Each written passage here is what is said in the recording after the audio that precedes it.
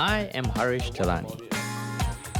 I am a content creator, and this is some of what I do. Today's video is about casual racism. I consider myself quite woke, but the recent discussions about race have made me wonder if I know enough about my fellow Singaporeans. Can we go beyond CMIO? So the best way to find out? Over food. I am going on a gastronomic journey with Singaporeans to their favorite food haunts. The noodles are bomb, man. Where we talk about a heavy topic over a light meal. The one thing that the Koreans love to pamper you with, it's the abundance of side dishes. On paper, I'm Arab or others. We have a Chinese teacher who said to me, 雪玲你是华人，可是你不会讲华语。 There's no such thing as an Indian and an Malay. It's just a Singaporean. And in this episode, I'm meeting with the group we call Others.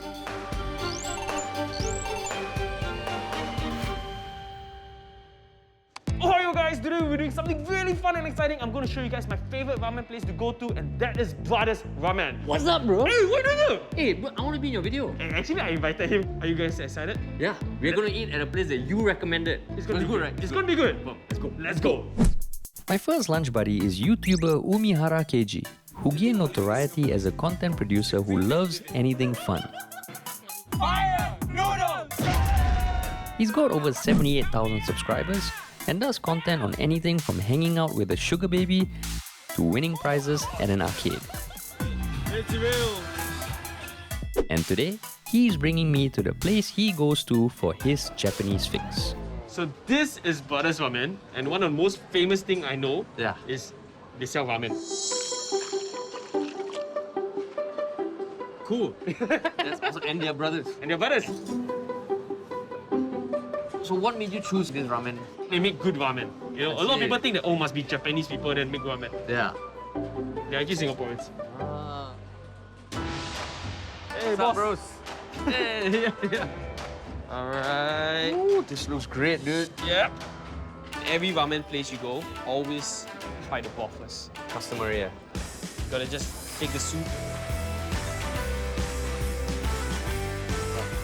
Good? Yeah. Oh. The noodles are bomb, man. Legit. We ordered the belly ramen and the superman. The noodles are handmade, and the brothers localized the flavor of their ramen broth to suit Singaporean taste buds. It is smooth and not too heavy on the palate. Fun fact is, my dad is actually a chef. My dad is Japanese. He moved here, then he met my mom, and then got me lah. So your mom is? My mom is Singaporean Chinese. Yeah. We had our own ramen store before, in Maxwell. You know, some Japanese man really work. It got to the point where he was so busy that he stayed in the food center. He didn't even go home. Next day, wake up, just cook ramen. So it affected his health quite a bit. Yeah, that we decided to not do it. Even though it was generating money. So how long have you been creating content in Singapore? I started doing YouTube when I was in poly. We made a funny video. Then somehow, like, a lot of people shared it. And we just continue doing it, and then it stick. Yeah. Well, not to segue, but the egg is insane, man. How do they get it like this? It's transparent. That's the perfect ramen. But the yellow is transparent. You're half Japanese, right? So did that factor into the content you made? So clients send me to Japan for a shoot. I do love Japan so much. The noodles and the soup is just out of the world. I had a lot of opportunity to just explore Japan and just like film everything now. So was it a conscious decision to show more of that Japanese side of you? Wow. I've never thought of that. No one has ever asked me this before. Yeah.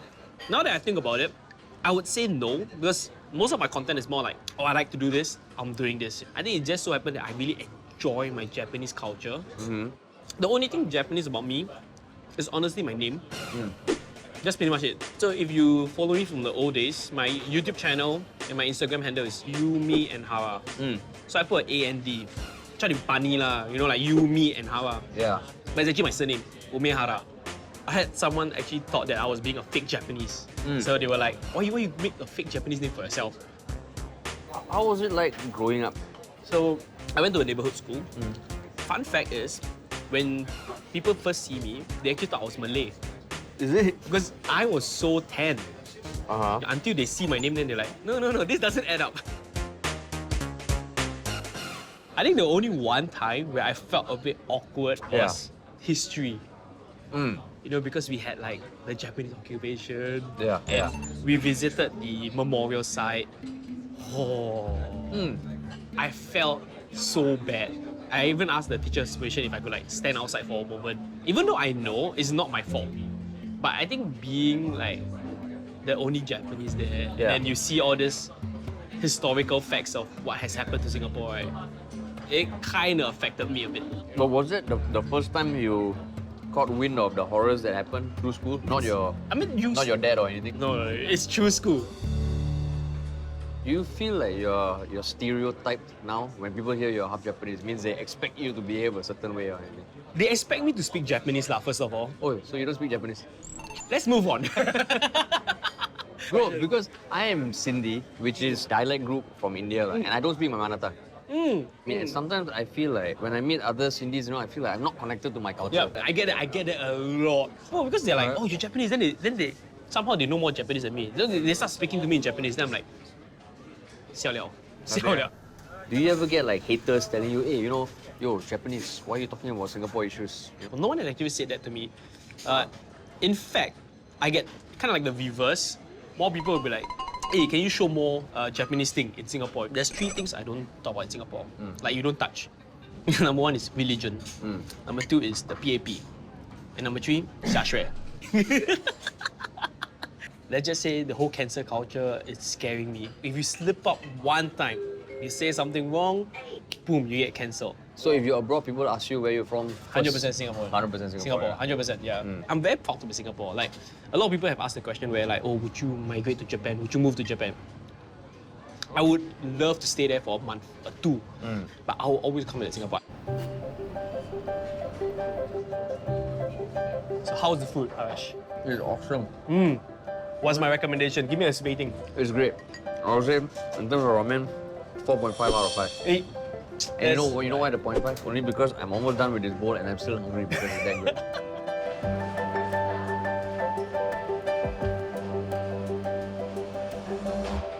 I think growing up in Singapore, you know there are people of mixed heritage, but you rarely hear their actual stories. In Singapore, Keiji is classified as others, even though he is 100% Singaporean. But what about a new citizen who represented our country in Singapore's favorite sport? Some will spit at me, some will Spit at you? Yeah, some will slap me.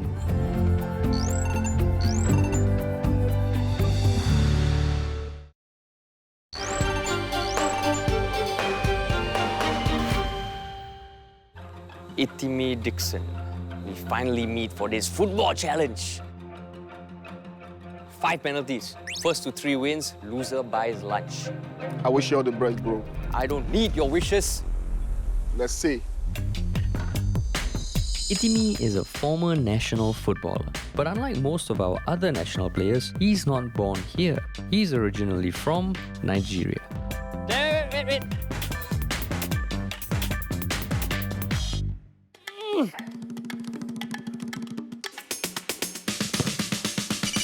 Was it a goal? Go! It wasn't a goal! Go!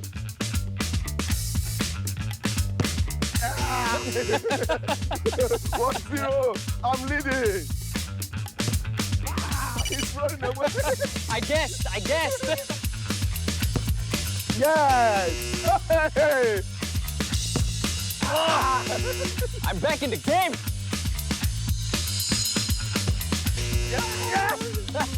It's all in the mind games, man.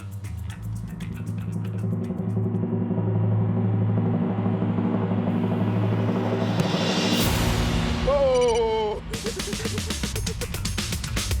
You just crushed my self-confidence. But how long have you been playing football? At the age of 6 years. See, that's not fair. I only started like 2 months ago. Really? Nah. So how did you end up playing for the Singapore national team? Actually, my elder brother brought me to Singapore through his friend. And that friend was an agent, football agent. And how old were you when you came? I was just 17 going to 18. So you've been in Singapore for 20 years. I have so many questions to ask you, but now I owe you a lunch, so why don't you pick a place? Okay, let's go and eat African food. Let's go. African food. Yeah. Let's go.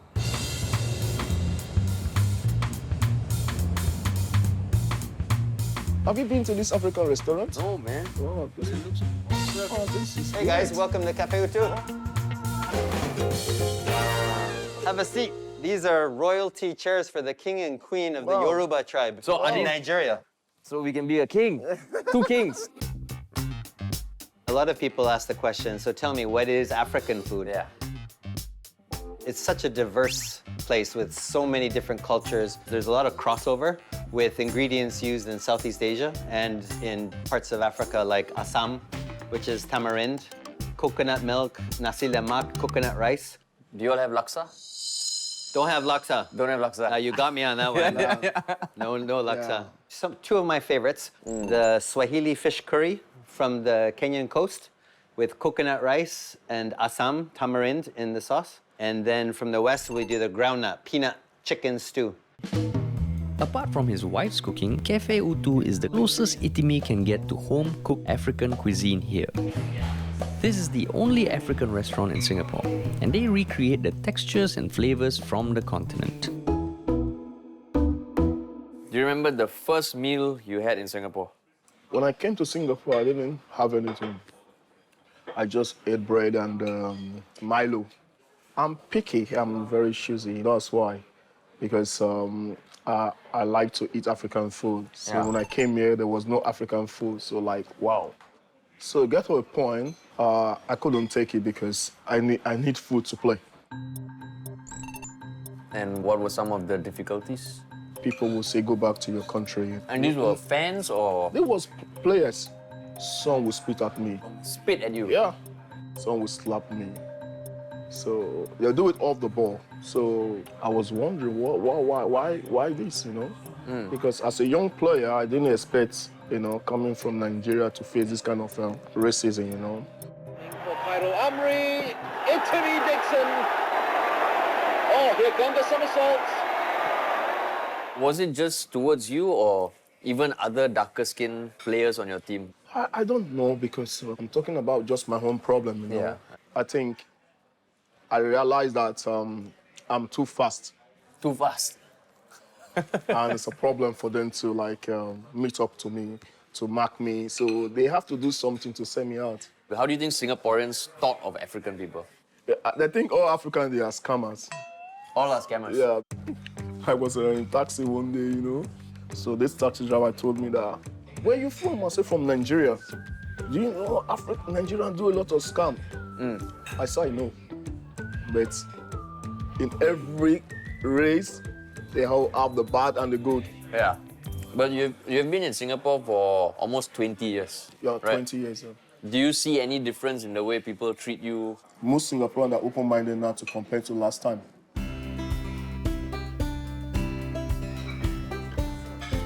You speak English? Not really. When Singaporeans are quarreling, you know, the way they scold each other, I like that a lot, you know. Was there a turning point that made you think, okay, this is actually a country that I feel I can call home?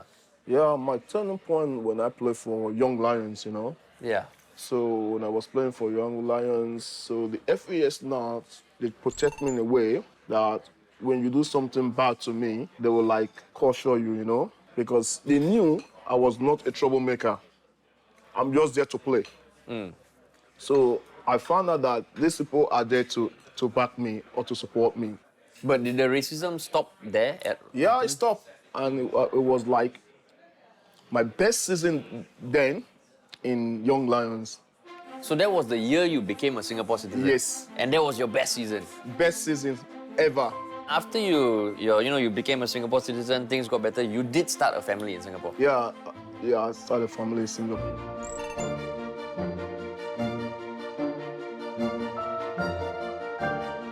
For Itimi Dickson, here is someone who came to Singapore, who represented our country in football. To hear his story about how he left his country when he was 17, endured so much abuse, and yet still continued and persevered and eventually found a way to call our country home, that I found very enlightening, because if you see him as a footballer, you wouldn't know of that story. I call myself the worst Korean alive because aside from eating, I don't really follow like K-drama or K-waves.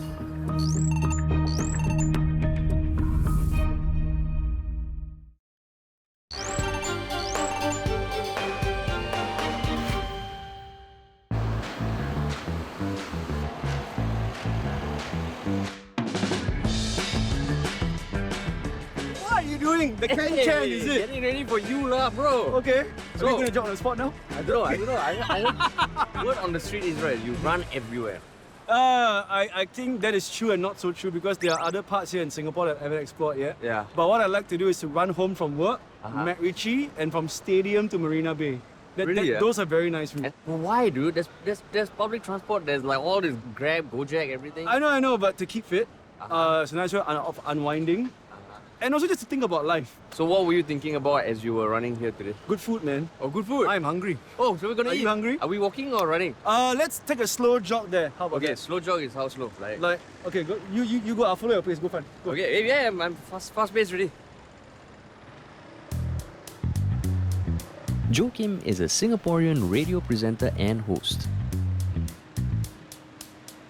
Today we're making a dash for his favorite Korean barbecue joint.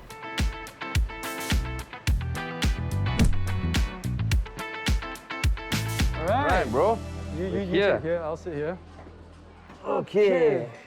Right. So John, any recommendations for us to try today? Yeah, we can try out this raw crab. It's one of our best seller. So that's the whole crab? Yes, it's marinated in soya sauce. I'll order for you a pork belly. Okay. I'll order for you the crab, of course. And how about some soft tofu stew? Sure. Sundubu jjigae, one kimchi pancake on the side for you. Okay, sounds awesome. So it's going to be a feast, yeah? Yeah, I'm John, hungry. thank you so much. Let's go. Joakim's go-to dish here is the pork belly, grilled over charcoal. While Joakim is quite a famous public figure, few know that he's actually got Korean blood. I thought you were Eurasian. My mom is Korean. Also, I'm Indian with a little bit of Portuguese in me somewhere. But the one thing about me now at this day and age, I don't know whether can I rightly identify with one race because it might open me up to comments going, but you're not Indian enough, you're not Eurasian enough, you're not Korean enough, which is quite scary in this day and age lah. So when people ask you where you're from? Well, on my IC it's Indian, but I guess there's some part of me that's all three, I guess, for Korean, Indian, and Eurasian. The one thing that the Koreans love to pamper you with, it's the abundance of side dishes. This is sundubu. Yeah, so this is more as tofu. So tofu in Korean is tubu. Let me show you how to do this What again. do I do? So I'm going to use the lettuce. Yeah. Okay, so wrap it in like this. You could use a bit of rice as well. You just wrap it like that. So this is the sesame oil and salt. You just dip it in like that. And go for it, man. Okay.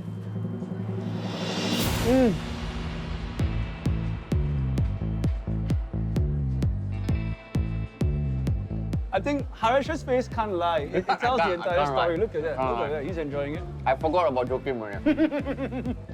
Ooh, that's the raw crab. That's the raw crab right there. Okay, cheers, buddy. Oh, cheers. There you go. I First time couldn't wait. trying it. Okay, oh, wow. Ooh. I've never eaten raw crab before. Verdict on this. Solid. I love it. Wow. Yeah. So what in your mind is the Korean wave then? Wow. I mean, look, man. Everyone now is doing dances from Blackpink, BTS. Back then, 10 years ago, it was Super Junior, your 2NE1s and all that kind of thing. I call myself the worst Korean alive because aside from eating, that's all I do. I don't really follow like K-drama or K-waves. Growing up as a mixed heritage, is there anything that had an impact? When I was younger, how do you teach a 6-year-old or 5-year-old boy to answer what he is? How do you teach a 5-year-old or 7-year-old kid to fight back his bullies that made fun of him for his skin color or his last name? And to be honest with you, in primary school, I wasn't the coolest kid around. You know, I had my insecurities, I was trying to fit in, and people found me annoying. It was an SAP school, so it was predominantly Chinese. And I think I was one of 4 or 5 kids in that 88 batch whose surname wasn't a Chinese surname. But how did you feel at that time? Angry. I got into a lot of fights. I couldn't understand it. Why was it happening to me? Because if you are surrounded by one race, you know, chances are you might be seen as an outsider. But then, when I went to my secondary school, I actually felt so happy because you see different races, you see different cultures. I remember walking past the school hall one day, and I saw a bunch of Indian boys dancing to a Tamil song that was remixed with a Justin Timberlake hip-hop song. And I was, guys, can I join you even though I don't speak Tamil? I just love dancing. So yeah, that's how I learned straight up firsthand Indian culture, Tamil culture here in Singapore. It's amazing. Yeah, I remember when I was young, there was once someone called me blackfish. Fish because of my eyeballs. Aiyo. And black because of the color of my skin. You know, we think about it when we're in primary school or secondary school where it was in person. But now, username 2456 can call you that and you wouldn't know who this person is online. So it's a bit scary. But do you still get that sort of comments like that? Oh yeah. Couple of times on your forums like Indian dog, it still comes in, it still happens. But I'm going to be optimistic about this. I hope it changes because as much as we acknowledge all these bad things that's happening here in Singapore, we need to acknowledge the good work that people are putting in to encourage diversity and cohesion here in Singapore. Do you feel especially responsible when issues of race come up? Like people messaging you, hey, you know, Joakim, why aren't you speaking up? Trust me, man, every time a racist incident here in Singapore happens, people will be like, hey, you know, here you are on radio talking about these things, but here are all these issues. Why can't you bring it up on radio? We can, but we need to be very careful with what we say. But when it comes to race, religion, culture, politics here in Singapore, we have to be very careful with how we present that piece of news to you. At the end of the day, you need to just go with what you want to say. As long as it's correct, as long as it's nothing too contentious, you're fine. And I just hope more people have the chance to have conversations like this. Yeah, of course. Where we talk about tough topics, but also over good food. Yeah.